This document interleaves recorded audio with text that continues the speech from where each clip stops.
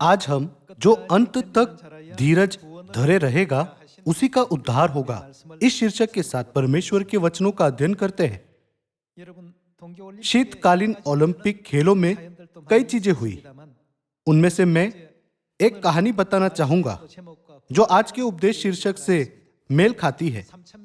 3000 metre की short track speed skating relay में एक स्केटर बैटन पास करते समय गिर गई। यहां तक कि 1 सेकेंड के 100वें भाग का अंतर भी विजेता को तय कर सकता है। तो इस तरह की दौड़ में गिरने से आपके जीतने की संभावना लगभग 0 हो जाती है। गिरने के बाद वह बाकी सब से आधा मोड़ पीछे थी। यदि वह पहले से ही आधा मोड़ पीछे थी तो मुझे लगता है कि उसे दौड़ छोड़ देनी चाहिए थी। हालांकि उसकी टीम ने दौड़ पूरी की और पहला स्थान प्राप्त किया और विश्व रिकॉर्ड भी बनाया। चूंकि उन्होंने हार न मानते हुए दौड़ पूरी की तो वे दूसरे और तीसरे स्थान से काफी आगे रहकर पहले आए। भाइयों और बहनों, विश्वास के जंगल में चलते समय हम कभी-कभी विभिन्न परीक्षाओं के कारण गिर जाते हैं। भले ही हम कई परिस्थितियों का सामना करते हैं जो हमें गिराती है, लेकिन क्या हमें रोली पाली खिलौने की तरह फिर से उठकर अपने गंतव्य स्वर्ग के राज्य में नहीं पहुंचना चाहिए? वहां जाने के मार्ग में हम कभी-कभी गिर जाते हैं और एक परीक्षा का सामना करते हैं जो हमें सोचने देती है कि क्या मुझे हार माननी चाहिए। हालांकि आइए हम स्वर्गीय परिवार के सदस्य बने जो बिना हार माने अनंत स्वर्ग के राज्य में प्रवेश करेंगे। इसलिए यीशु ने कहा, केवल वह जो अंत तक यानी उस समय तक जब शानदार स्वर्गीय राज्य के द्वार खोले जाते हैं विश्वास में दृढ़ रहेगा, उसी का उद्धार होगा। आइए हम मत्ती अध्याय 10 में इसके बारे में देखें। मत्ती अध्याय 10 आयत 16। देखो, मैं तुम्हें भेड़ों के समान भेड़ियों के बीच में भेजता हूं। इसलिए सांपों के समान बुद्धिमान और कबूतरों के समान भोले बनो, परंतु लोगों से सावधान रहो, क्योंकि वे तुम्हें महासभाओं में सौंपेंगे और अपनी पंचायतों में तुम्हें कोड़े मारेंगे। तुम मेरे लिए हाकिमों और राजाओं के सामने उन पर और अन्य जातियों पर गवाह होने के लिए पहुंचाए जाओगे। जब वे तुम्हें पकड़वाएंगे तो यह चिंता न करना कि हम किस रीति से या क्या कहेंगे, क्योंकि जो कुछ तुमको कहना होगा वह उसी घड़ी तुम्हें बता दिया जाएगा, क्योंकि बोलने वाले तुम नहीं हो परंतु तुम्हारे पिता का आत्मा तुम में बोलता है। भाई भाई को और पिता पुत्र को घात के लिए सौंपेंगे और बच्चे माता पिता के विरोध में उठकर उन्हें मरवा डालेंगे। मेरे नाम के कारण सब लोग तुमसे बैर करेंगे, पर जो कब तक अंत तक धीरज धरे रहेगा उसी का उद्धार होगा। यहाँ अंत तक का अर्थ है जब तक ये खत्म ना हो जाए। जो अंत तक धीरज धरे रहेगा उसी का उद्धार होगा। भले ही यदि हम कई कठिन परिस्थितियों का सामना करें, लेकिन हमें अंत तक अपना विश्वास बनाए रखना चाहिए। भले ही महिलाओं के 3000 मीटर रिले में स्केटर गिर गई, लेकिन वह उठी और दौड़ना जारी रखा। भले ही वे बहुत पीछे थी और हार मान सकती थी, लेकिन उन्होंने स्केटिंग जारी रखी और विश्व रिकॉर्ड को तोड़ते हुए प्रथम स्थान हासिल किया। जब मैंने यह देखा तो मैंने सोचा, यह केवल एक खेल नहीं है, बल्कि ऐसा लगता है कि परमेश्वर ने हमारे लिए यह स्थिति बनाई है। विश्वास के जंगल की लंबी यात्रा में चलते हुए हम कई परीक्षाओं का सामना कर सकते हैं और कभी-कभी विश्वास में कमजोर होते हैं। किसी को थकान और कमजोरी महसूस हो सकती है या कोई गिर सकते हैं। परमेश्वर आदि से अंत देखते हैं, इसलिए वह हमें प्रोत्साहन के कौन से वचन देते हैं? अंत तक धीरज धरे रहो। जो धीरज धरे रहेगा उसी का उद्धार होगा।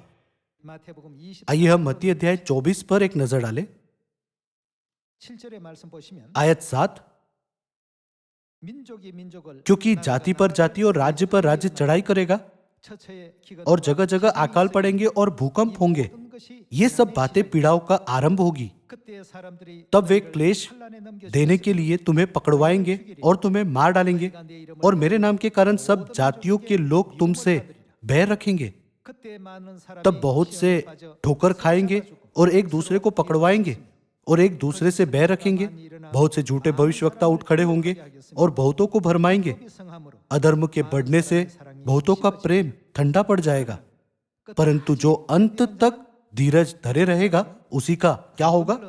उद्धार होगा। 천국 복음이 और राज्य का यह सुसमाचार सारे जगत में प्रचार किया जाएगा 세상에 전파되고 कि सब जातियों पर गवाही हो, तब अंत आ जाएगा। 우리 복음도 परमेश्वर ने हमारे सुसमाचार को हर जगह प्रचार करने की 해주셨습니다. अनुमति दी।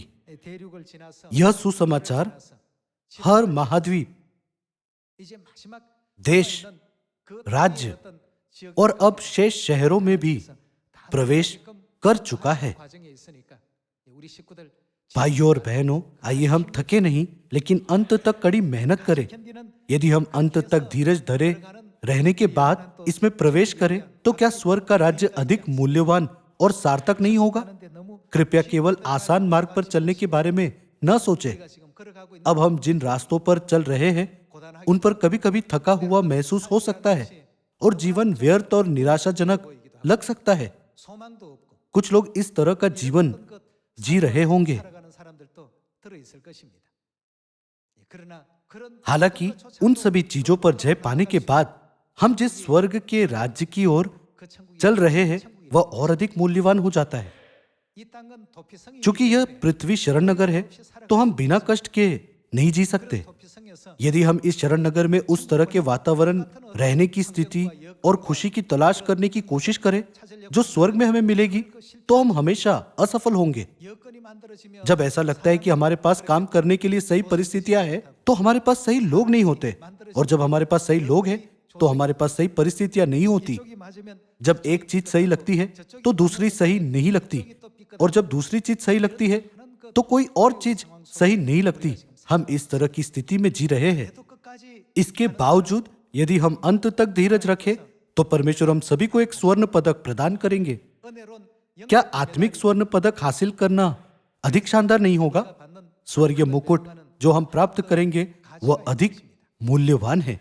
이 땅에서 भले ही हम इस दुनिया में एक आरामदायक और आसान जीवन जीने के बाद 그렇게 해도 इसमें प्रवेश करें, 훌륭한 곳이 तब भी स्वर्ग एक शानदार जगह होगा।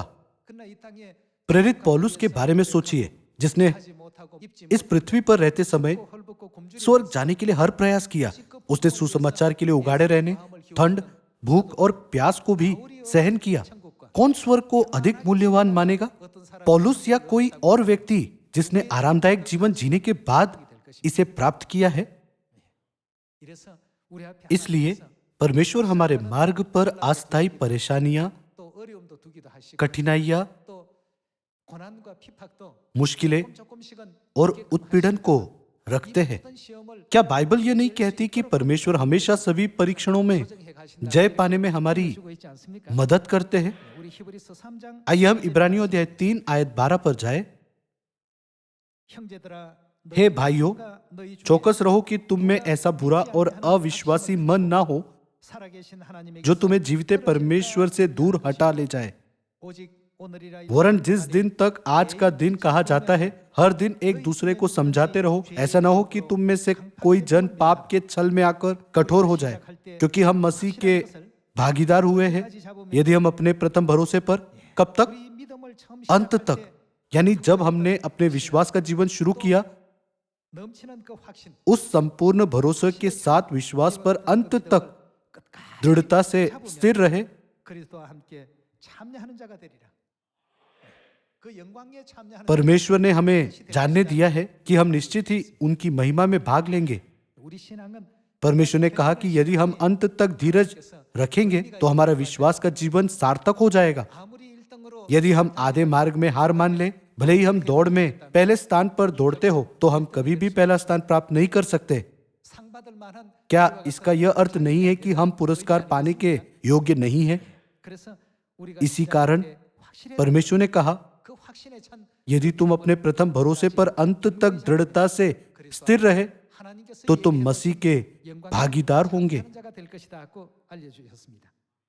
우리 고린도전서 आइए हम पहला कुरिन्थियों अध्याय 10 पर जाएं और हमारे हृदयों पर इन वचनों को उत्कीर्ण करें।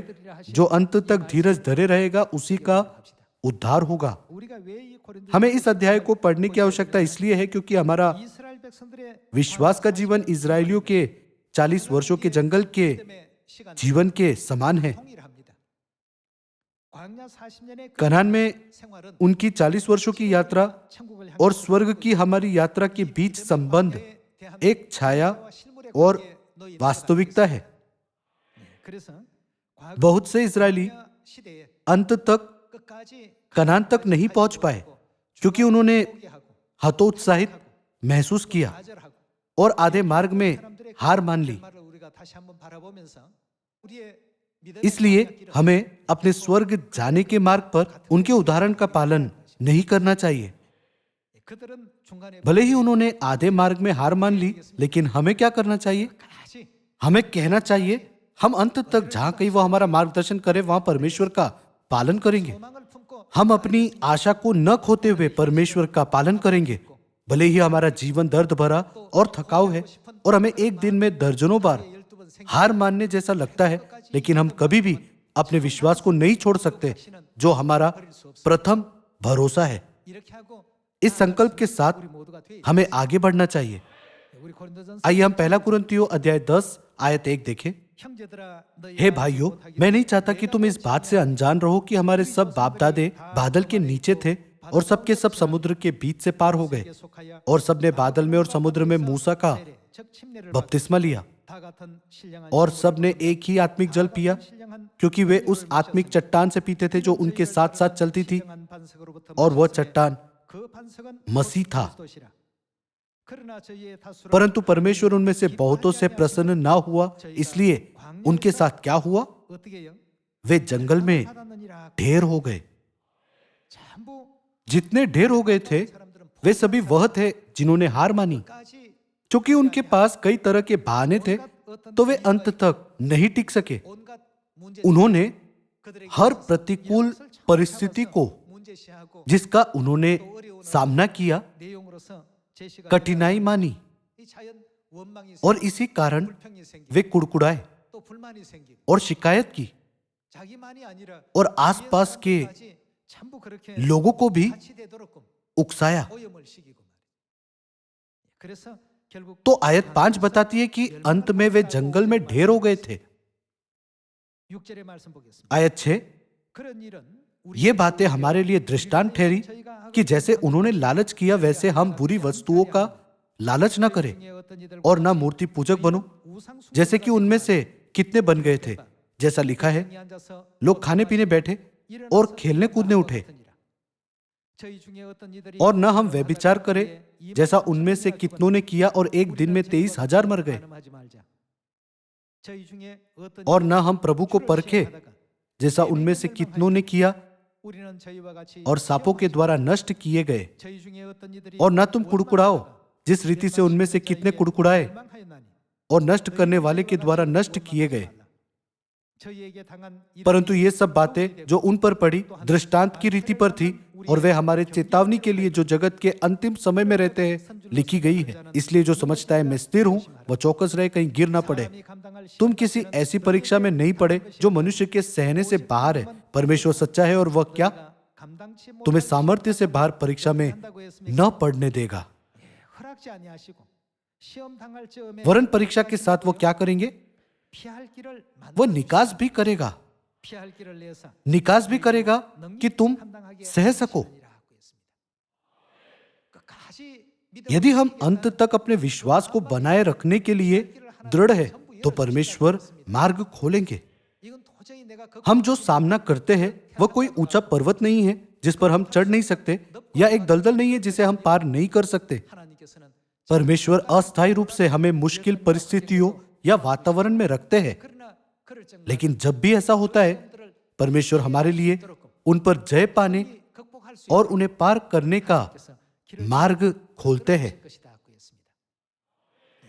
오늘 여러분과 यदि हमारे पास विश्वास को खोए बिना अंत तक आगे बढ़ने का 가겠다는 दृढ़ संकल्प है, 의지만 있다면 तो परमेश्वर हमेशा 하나님께서 그 हमारा 길을 인도해 मार्गदर्शन करेंगे। 주시니까 इसलिए मैं सियोन की सभी संतानों से कहता हूं कि उस मार्ग का पालन करें जो परमेश्वर आपके लिए खोलते हैं, ताकि आप सुरक्षित रूप से स्वर्ग पहुंच सके। 그럼 여기도 지금 보니까 यहाँ परीक्षा 시험이라는 이 단어가 शब्द का उल्लेख किया गया है।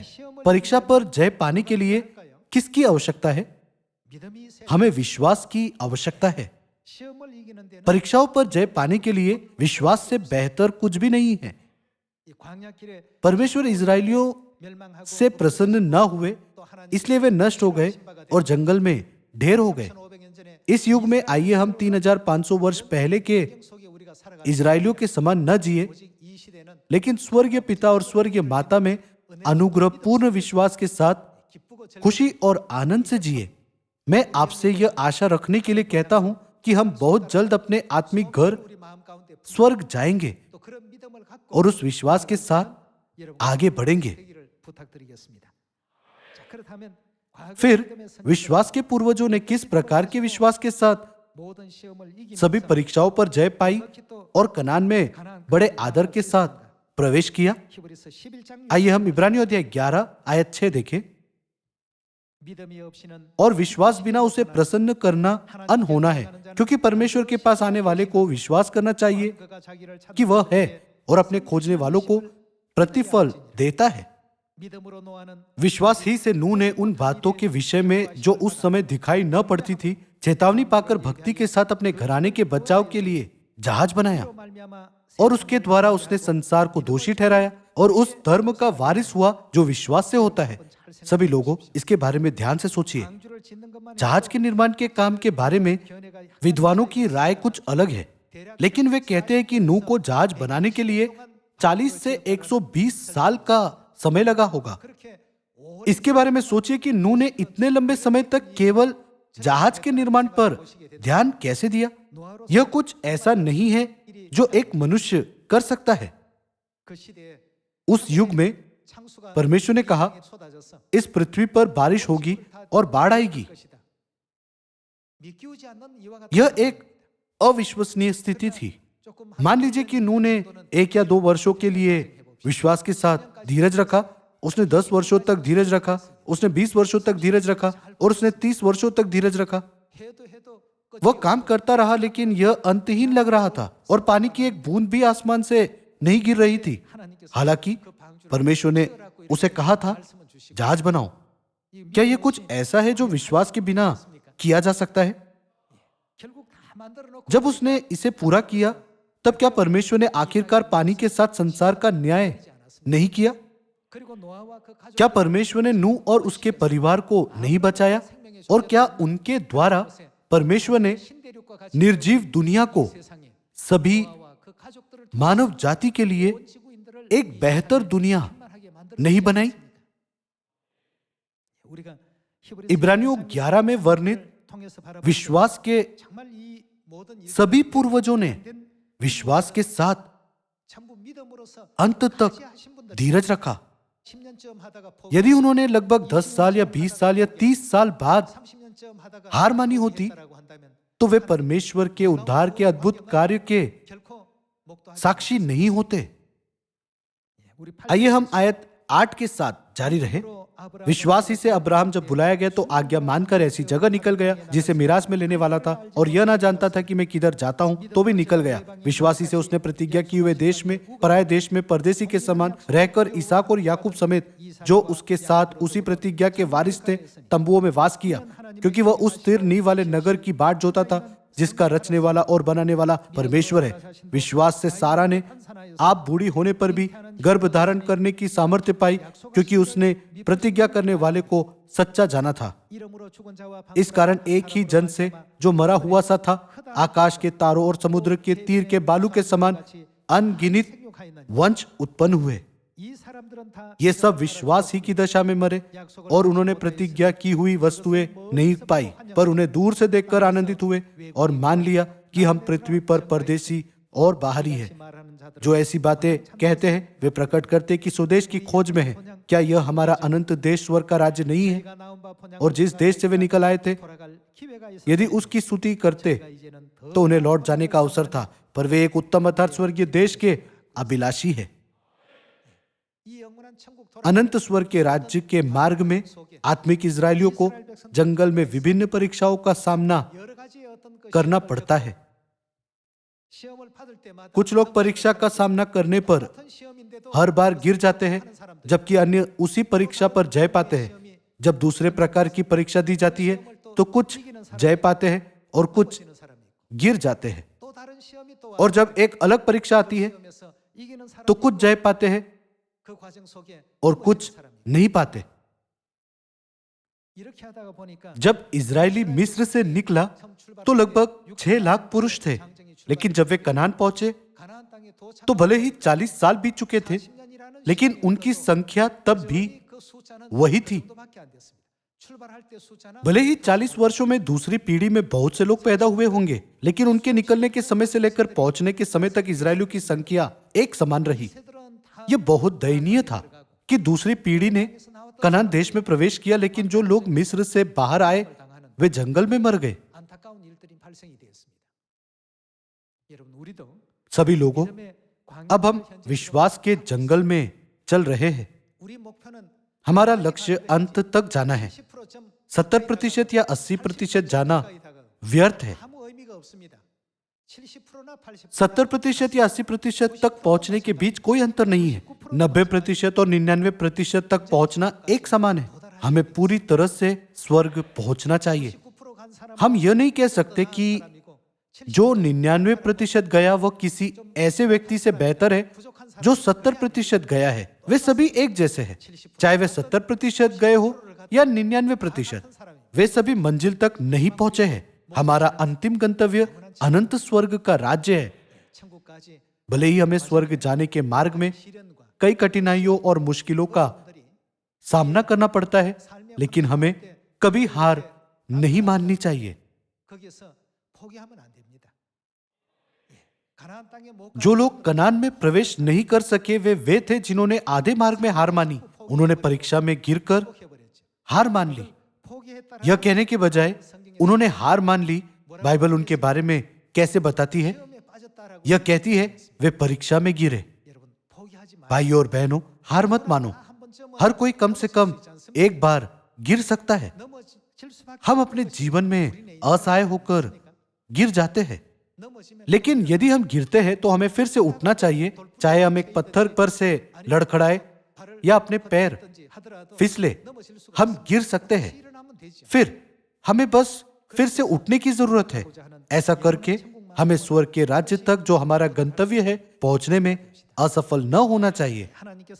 क्योंकि परमेश्वर इस युग को आदि से देखते हैं, तो परमेश्वर इस संदेश के द्वारा हमें प्रोत्साहित कर रहे हैं। परमेश्वर ने कहा, जंगल में इजरायलियों के 40 वर्षों के जीवन में जो हुआ उसे मत भूलो। यह स्मरण रखने की आवश्यकता है कि उन्होंने क्यों हार मानी और वे कनान में प्रवेश क्यों नहीं कर पाए, ताकि तुम स्वर्ग में प्रवेश करने में असफल ना हो। परमेश्वर ने हमसे कहा कि स्वर्ग में प्रवेश करने के लिए इजरायलियों की तुलना में अधिक महान विश्वास रखो। आइए हम व्यवस्था विवरण अध्याय 8 आयत 2 पर नजर डालें।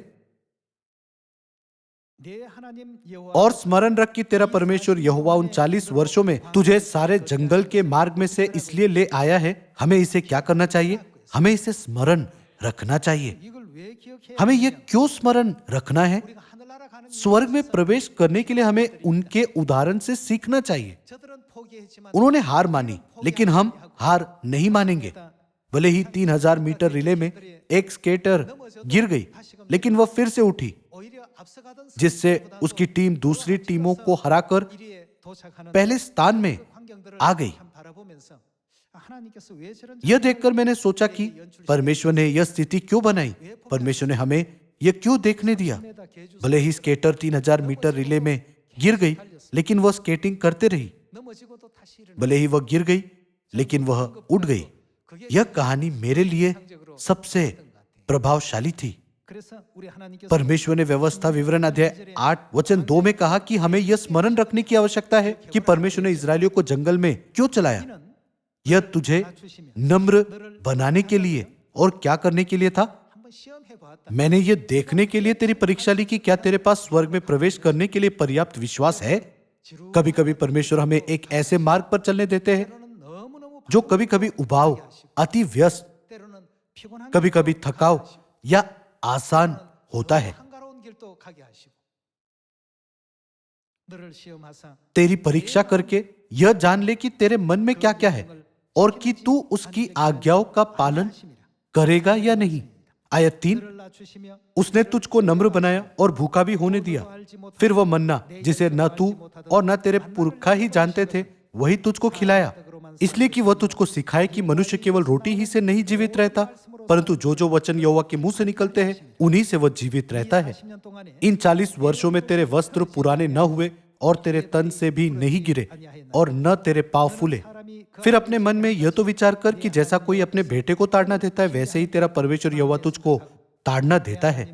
इसलिए अपने परमेश्वर यहोवा की आज्ञाओं का पालन करते हुए उसके मार्गों पर चलना और उसका भय मानते रहना, 하나님 यहो와께서 क्योंकि तेरा परमेश्वर यहोवा तुझे एक उत्तम देश में लिए जा रहा है जो जल की नदियों का और तराइयों और पहाड़ों से निकले हुए 시내와 분천 गहरे गहरे सोतों का देश है। 뿌리의 소산 फिर वह गेहूं, जो दाखलताओं, अंजीरों और अनारों का देश है और तेल वाले जैतून और मधु का भी देश है। 먹는 식물의 उस देश में अन्न की महंगी ना होगी और ना उसमें तुझे किसी पदार्थ की घटी होगी। वहां के पत्थर लोहे के हैं और वहां के पहाड़ों में से तू तांबा खोदकर निकाल सकेगा और तू पेट भर खाएगा। 하나님 여호와께서 और उस उत्तम देश के कारण जो तेरा परमेश्वर यहोवा तुझे देगा उसे धन्य मानेगा। 내가 오늘날 내게 इसलिए सावधान रहना, 명령과 कहीं ऐसा ना हो कि अपने परमेश्वर यहोवा को भूलकर उसकी जो जो आज्ञा, नियम और विधि मैं आज तुझे सुनाता हूं उनका मानना छोड़ दे। 성경은 우리에게 알려주고 बाइबल हमें इस प्रकार सिखाती है। 이 광야의 길을 परमेश्वर ने हमसे कहा कि जंगल में जो कुछ हुआ उसे नहीं भूलना। 또 똑같이 यदि हम इजरायलियों की तरह एक ही मार्ग पर चलते हैं तो हम इजरायलियों की तरह ही हार मान लेंगे, निराश हो जाएंगे और तितर बितर हो जाएंगे। इसलिए परमेश्वर हमें उनका मार्ग स्मरण रखने के लिए कहते हैं ताकि हम विश्वास के जंगल में चलते हुए उस मार्ग के आसपास न जा सके। 절대 좌절 आइए हम कभी निराश ना हो, 포기하지도 맙시다. हमें हार भी नहीं माननी चाहिए। 다른 건 다 आप संसार की हर चीज पर हार मान सकते हैं लेकिन स्वर्ग के राज्य पर कभी नहीं। 힘냅시다. आइए हम हौसला रखें। 생활이 어렵고 भले ही हमारा शारीरिक जीवन कठिन हो सकता है 발목을 잡고 और कई समस्याएं 주변에 여러 가지 हमें रोक सकती है और विश्वास के हमारे जीवन को कठिन बना सकती है, लेकिन परमेश्वर उन्हें सिर्फ 모든 것은 क्षण भर के लिए हमारे सामने रखते हैं और हमेशा हमारे लिए मार्ग खोलते हैं। परमेश्वर यह देखना चाहते हैं कि क्या हम अभी भी छोटे बच्चे हैं जो एक छोटी सी बाधा को भी रेंग कर पार नहीं कर सकते, या हम बड़े हो गए हैं जो आसानी से किसी भी चीज को भी 되었는지 पार कर सकते हैं। 우리 하나님께서 क्योंकि परमेश्वर ने मार्ग खोलने की प्रतिज्ञा की है तो आइए हम मुश्किलों पर चपेटे न रहे या निराश या हताश महसूस न करें। 천국이 있다는 सियोन के हमारे परिवार के सदस्यों, आइए हम हमेशा स्मरण रखें कि हमारे पास स्वर्ग की आशा है और हम पिता और माता के साथ मिलकर सुसमाचार के मार्ग पर चल रहे हैं। इसलिए आइए हम हमेशा खुश रहे। 그렇게 해서 ऐसा करने से आइए हम सभी सुंदर स्वर्गीय परिवार बने जो अपने आत्मिक घर स्वर्ग में जहाँ पिता और माता निवास करते हैं सदा सर्वदा के लिए अनंत जीवन और खुशी का आनंद लेने में सक्षम होंगे। 힘내시고 सियोन के हमारे परिवार के सदस्यों, हौसला रखिए और बहुत सी आशीषों को प्राप्त कीजिए। आपका बहुत बहुत धन्यवाद।